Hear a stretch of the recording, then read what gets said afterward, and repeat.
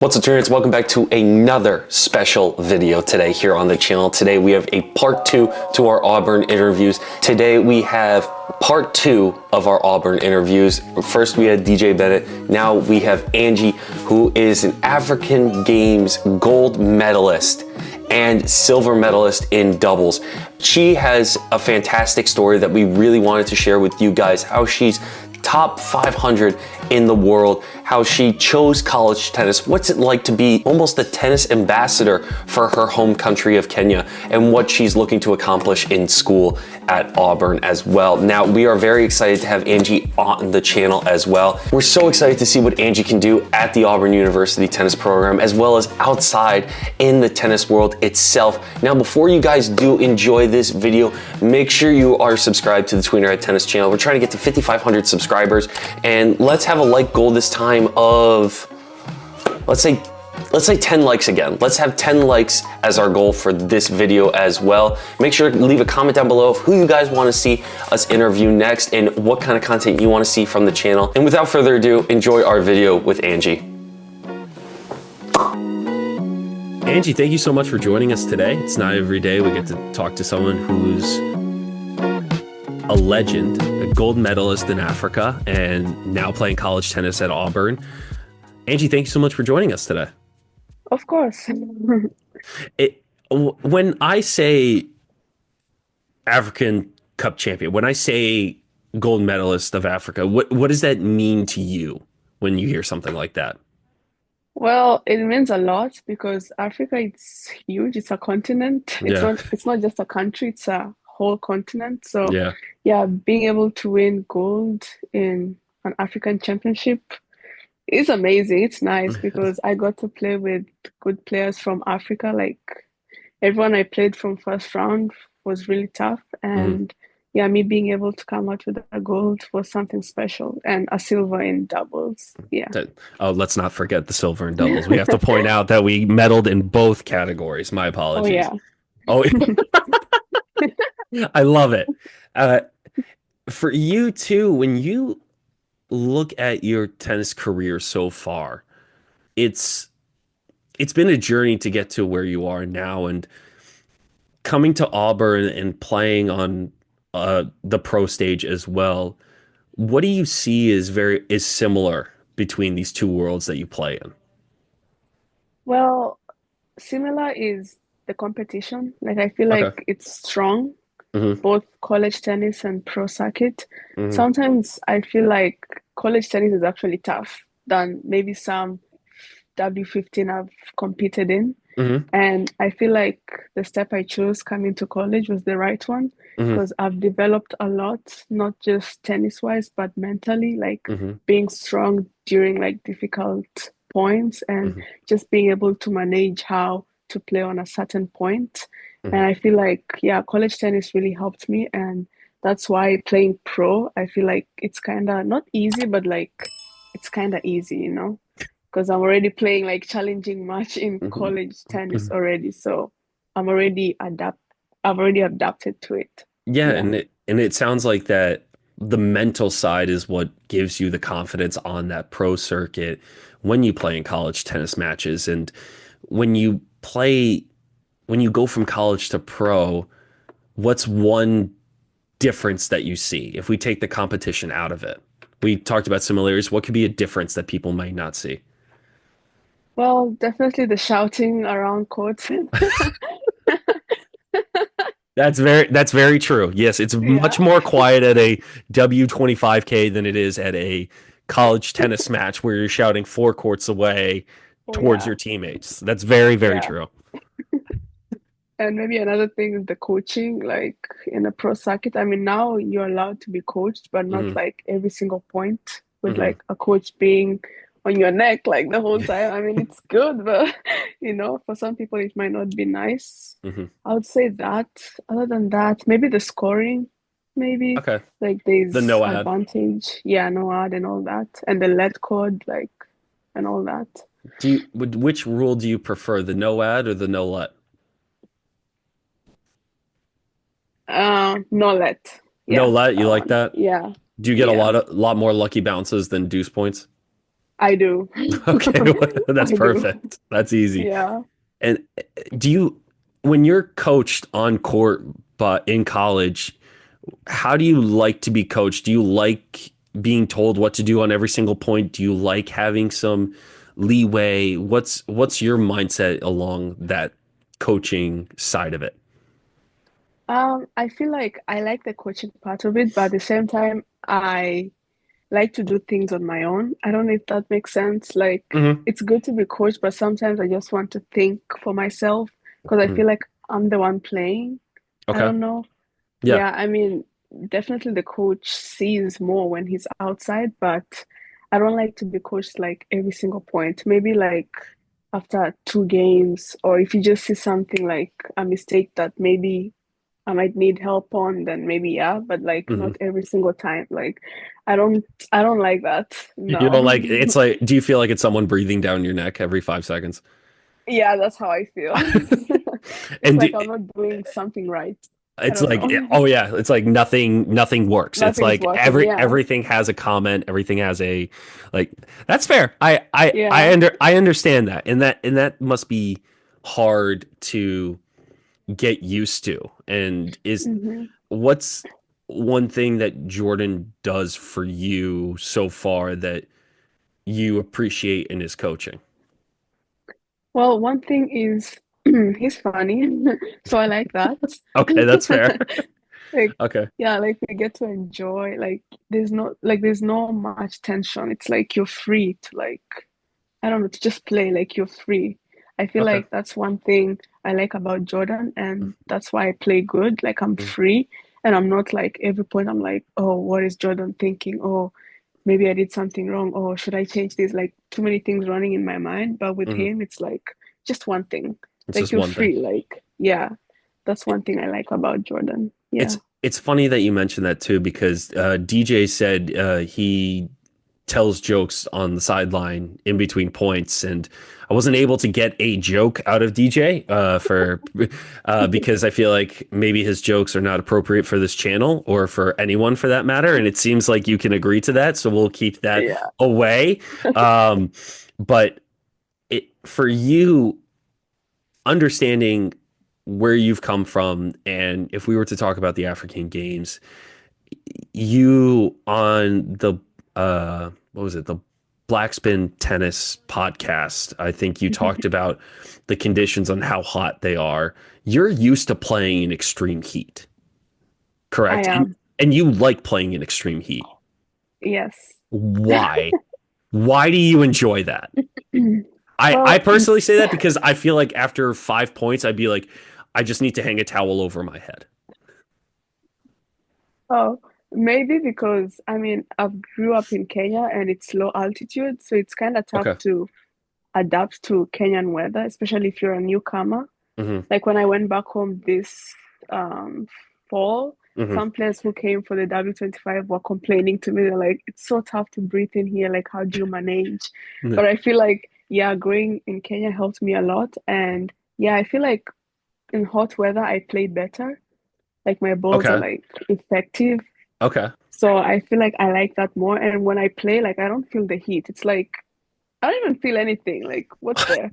Like there's nothing. There's not, I don't feel a single thing. I Yeah, just, I don't. that's Only fair. when it's cold, that's when I start to shiver and my hands become numb. That's when I feel it. But sunny, nothing. Like, So let me ask you this. When you play indoors, how do you adjust or how much of an impact does that make for you going into a match? well, I feel like my balls are more linear, like they are Okay. quick.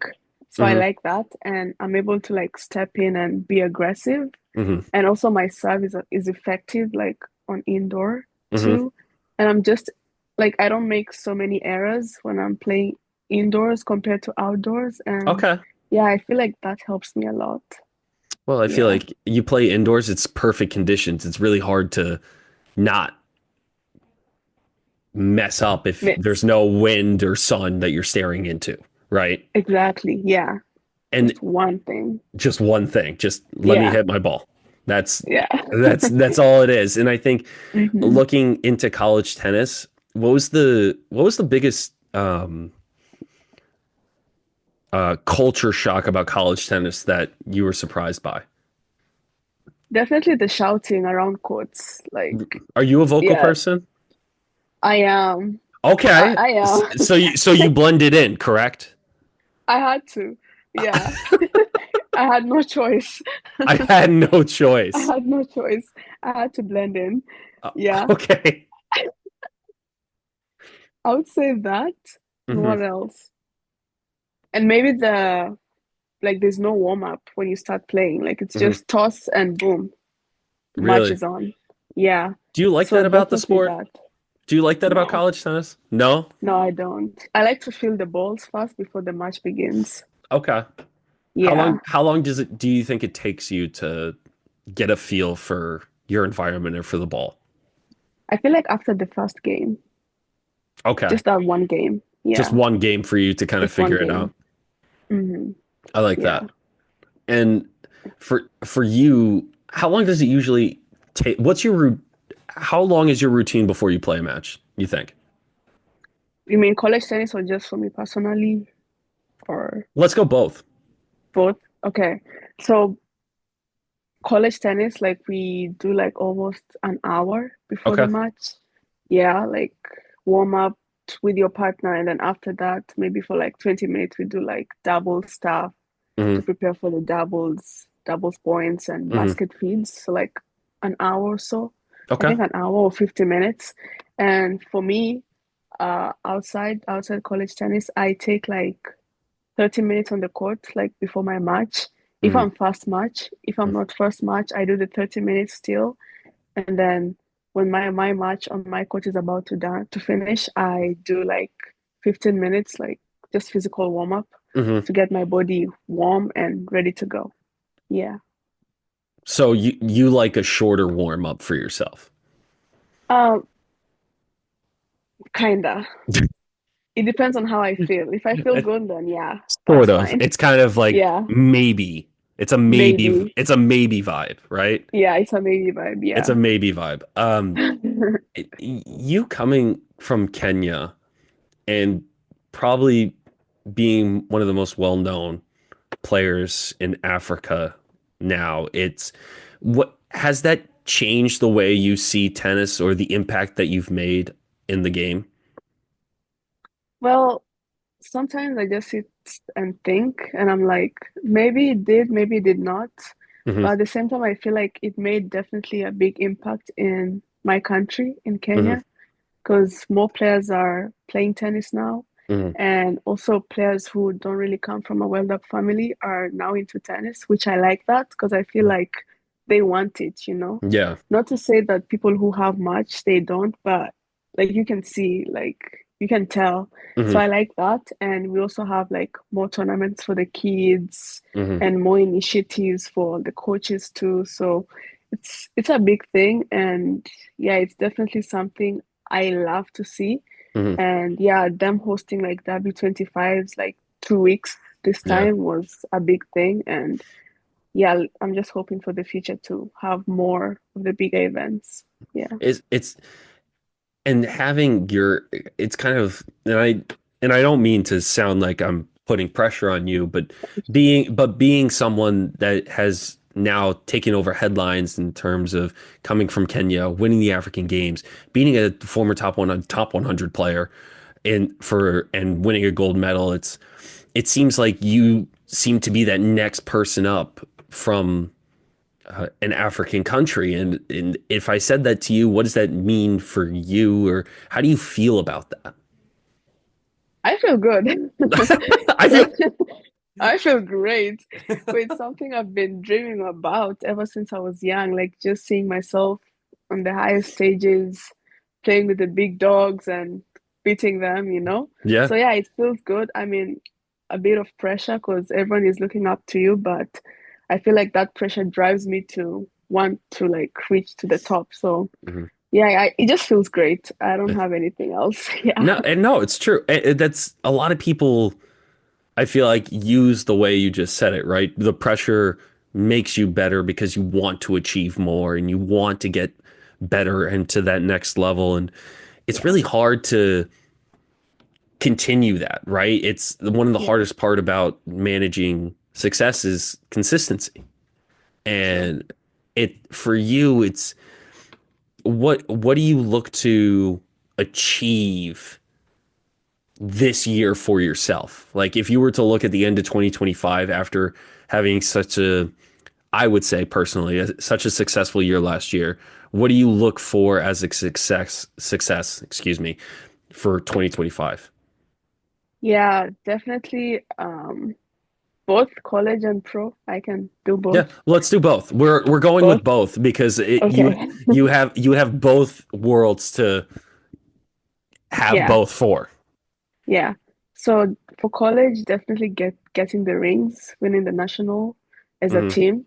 That's Yeah. our main objective, and Hmm. also winning the conference too. So Hmm. we're really working hard to get that, and I believe in our team so much. We have great team this year, wanting to work hard, always working hard, and just motivating one another each and every day, and good coaches too. So Yeah. I have faith and I believe in this team a lot. So that's our main objective, and Hmm. hopefully we can attain that. Hmm. And personally, on the pro side, I want to break that top 400 so bad. Yeah, that's my We main all goal. want you to. We all Oh want you yeah, to. It yeah. it's, what's the are you allowed to tell us when your next pro tournament is? Maybe. We're just gonna say no. We're gonna say no, Yeah, and we're just maybe gonna move no. on. Um, we're just gonna move on from that. Okay. So to talk a little bit more about your background too, the way I do this show is kind of it's all over the place, which is I like like my it. thank you, I appreciate that. Yeah. It's just my brain in a nutshell. So for your background coming from Kenya, who did you watch growing up or who did you follow that you could that inspired your game? Oof, Serena Williams. Yeah, straight to it. Straight. Straight to it. What Yeah. inspired besides Serena, what inspired you specifically from her? Well, her background too. She Hmm. didn't grow up in a well-off family, and she was able to achieve what she has achieved. And I just like her game style, kind of resembles with mine, aggressive Hmm. baseliner. And I just like how she fights on the court and Hmm. never gives up. And that's something I always imply in my practices and matches. Like I never give up. And I feel like I think last year they were even calling me comeback queen because I always Uh, start down and then I come back and win. Like I always fight no matter what. So the yeah, I comeback would say queen. I love that.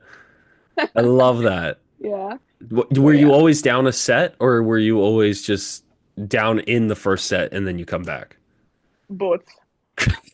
Always both. Always both. There's never Always like, both. did you ever have a straightforward match? Oh yeah. Okay, Yeah. just making sure that there were some matches that you could just go through. Okay, Yeah. we're just making sure. Uh, Making sure. what was what made you decide to go on this path in tennis? In tennis. Well, nothing really inspired me to join tennis. Okay. It was just where I used to live. I used Hmm. to live in a convent school, so Hmm. they used to have kids going to train there. Hmm. And the coach who used to train the kids there talked to my grandma one Hmm. time. And yeah, we had like a tennis court outside. It was for the school. Hmm. And yeah, that's how we got into tennis. And yeah, also my uncle was a coach, so Oh he wow. also yeah, he also coached me. And I also have a twin sister in case no one knew. So Okay, yeah, we're going to that's talk about that how. in a second. Okay. Yeah. So that's how I got into tennis. Nothing really inspired me to join tennis. Yeah. So was it your uncle your first coach or was it your grandma? No, my uncle and Your another uncle. coach who used to work for the convent school. Okay, Yeah. gotcha. Yeah. What's one piece of advice your uncle gave you in tennis that you still use today? Never forget where you came from. I love that. Yeah. Would your twin sister say the same thing? Hopefully. I don't know if my uncle told him the same thing as he told me. Okay, that's fair. Yeah. And your twin is a Twin girl or twin boy? Girl. Twin girl. She plays Yeah, tennis as well. she does. Yeah. Where does she play tennis? Well, she's in college now in Okay. Florida, Oh, very nice. Bethune. Yeah, that's the name of the school. Okay, Bethune nice. Cookman. Oh, Yeah, very nice. yeah. So here's a question. I work with twins, and Okay. do you guys say the same thing at the same time? Sometimes. Why? How does that happen? I don't know, maybe because we used to be close to each other when we were young, so it's like we know what she's gonna say and she knows Can what you, I'm gonna so you say. can read each other's mind. Sometimes, yeah, I can. What's I know when she can cry, when she can laugh. really okay? So my coworkers could kill me for saying this story, but my so one of them got sick Yeah. and had to go to the emergency room. Uh-huh. She passed out in the emergency room, and her twin, who was at work and was fine, she got a Yeah. feeling that she's like, something's wrong. And then she came back and then told her sister that the sister that was at the ER said Yeah. she passed out and she said, what time? And then she said like 10:30. She's like, that's when I had my feeling. I was like, how does that? Yeah, Oh, wow. that face right there is exactly the same face I made because I still don't know how it works. Me too. It's just maybe a thing. I don't know, a twin thing. Like, What's the have you ever swapped places? no, we cannot. We don't look alike. Damn it. Yeah, unfortunate. Unfortunate. Is If we there did, I could be in Cookman right now and she could be here right now. I don't I, I don't think that would work. From my own Yeah. personal experience, I don't think that would work. Yeah, true. The technique may be different. Maybe yeah, that's the only Yeah, thing. That's the only thing that they would catch on to, the technique. true. And so when you guys played tennis together, did you play doubles together? Yes, we did. Did you like playing doubles together?